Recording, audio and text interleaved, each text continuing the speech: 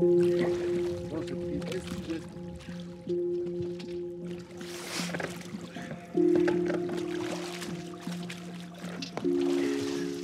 à tous, ben voilà, on vient de sortir de cette première plongée à la recherche des picarelles.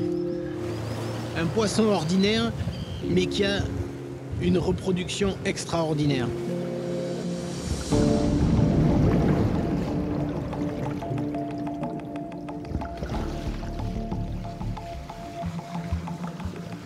Au début du printemps, ces mâles tout argentés, un peu banals, se métamorphosent.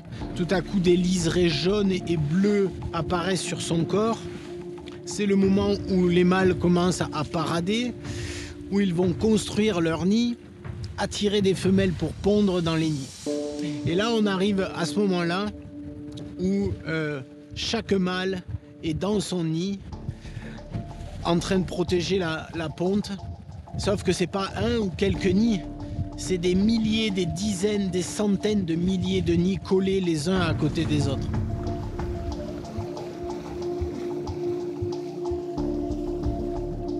Si ces observations et les illustrations qu'on fait sont finalement inédites, l'activité elle-même des picarelles, elle est connue et on peut remonter très loin en discutant ici en Corse avec ceux qui sont en charge de ce patrimoine à la fois naturel et culturel, les gestionnaires du parc et jusqu'aux pêcheurs.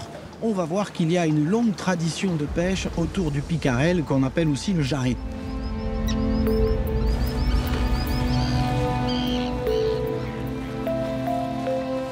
Il y a eu une dimension économique dans le Cap Corse au milieu du 19e siècle, avec une économie qui s'est construite autour de la pêcherie du jarret. Le poisson était tété, ils levaient les filets, ils le cuisinaient, et ils alternaient un poisson, une feuille de myrte, un poisson, une feuille de myrte. Et c'était une recette qui était très appréciée des Provençaux, des Italiens. Donc avec le vin, en fait, le scabeccio, c'était les deux principaux produits d'exportation au milieu du 19e siècle. Et au final, aujourd'hui, on peut très bien dire aussi qu'il y a une économie autour du jarret, parce qu'on sait que le jarret, pendant la période printanière, il va se reproduire, il va créer des écosystèmes temporaires. Et bien, il y a certains pêcheurs qui vont aller bénéficier de ces zones-là.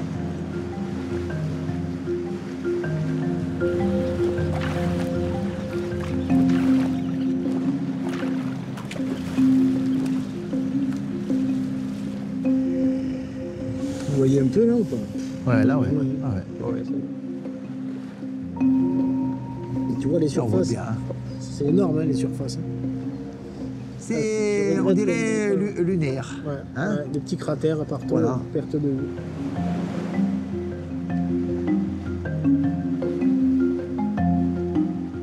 Ce qui est impressionnant, c'est qu'ils sont à touche, bord à bord.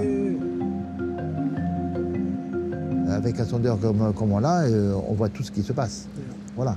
Bon, on ne voit pas l'image, mais parce qu'on s'imagine ce que... Ah, c'est une autre façon Voilà. d'interpréter. Toi, tu arrives à interpréter l'activité. Voilà. L'interprétation, on la connaît. En sondant, on voit qu'il y a une activité de poissons beaucoup plus importante dans la masse d'eau et qui est pas loin d'où ils font les nids. Et on se prépare parce qu'on se dit, là, ça va commencer. On tourne, on fait des grandes boucles où on revient dessus. Voilà, on encercle bien le poisson. Ah oui. Voilà. Il y a un lien avec les prédateurs, ça c'est sûr et certain. Ils suivent le banc de poissons pour manger. Hein.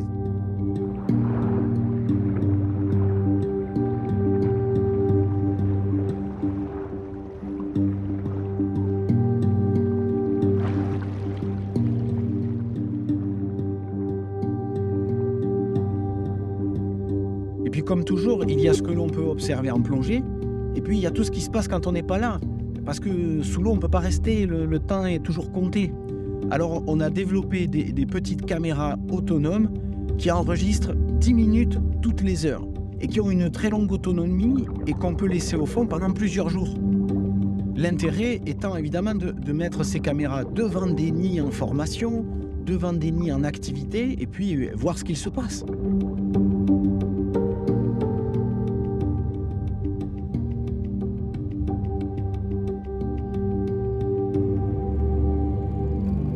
On a vu que parfois ils sont victimes de cannibalisme. Tous les picarelles fondent sur un nid et mangent tous les œufs.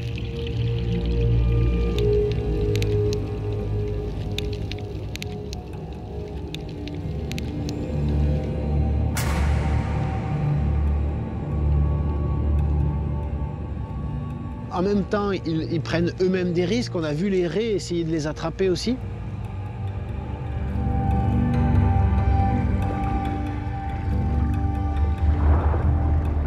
Donc le jour, par exemple, on les voit en train de sortir les étoiles de mer de leur nid, sortir les oursins de leur nid.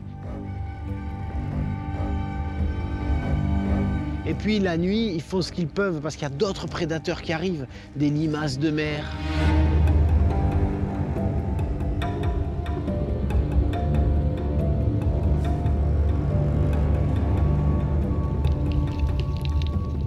Des Bernard l'ermite qui viennent là manger les œufs.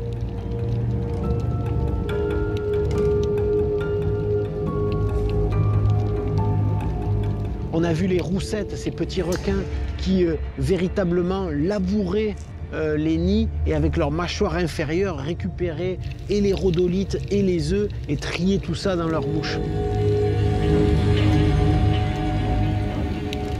Et puis il y a la pression ultime, celle des grands prédateurs qui viennent pour dévorer ces picarelles qui sont là, obligés de surveiller leur nid.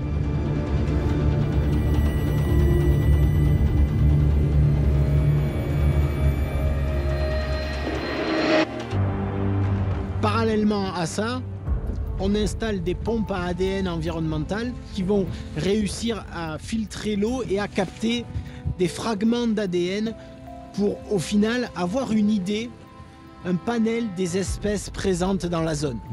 L'idée, c'est de voir s'il y a bien un lien entre la présence des picarelles et tout à coup une montée en puissance de la biodiversité autour. Une chose est sûre, en tout cas, quand on mesure à quel point ces champs de nid occupent des territoires immenses, il est évident que ce phénomène joue un rôle très important pour tout l'écosystème et au-delà, sans doute, des quelques semaines pendant lesquelles il se passe.